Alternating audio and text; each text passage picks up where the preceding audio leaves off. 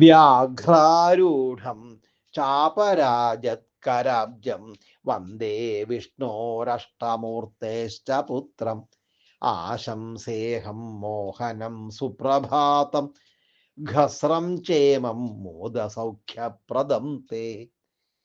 ഇതാണ് ഇന്നത്തെ ശ്ലോകം. ഇനി അർത്ഥവും പറയാം.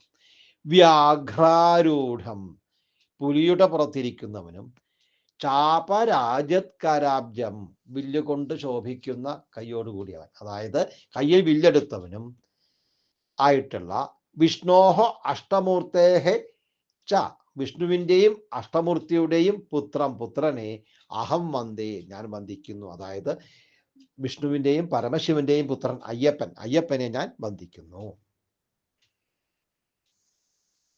അഹം, ഞാൻ, തേ, അങ്ങയ്ക്കായിക്കൊണ്ട്, മോഹനം സുപ്രഭാതം, മനോഹരമായ സുപ്രഭാതത്തെയും, മോദസൗഖ്യപ്രദം, സന്തോഷവും സൗഖ്യവും നൽകുന്ന, ഘസ്രം ച, ദിവസത്തെയും, അതായത് ഇമം ഘസ്രം ച എന്നുണ്ട് കേട്ടോ, അതായത് ഈ ദിവസത്തെയും ആശംസിക്കുന്നു. ഇതാണ് ശ്ലോകത്തിന്റെ അർത്ഥം.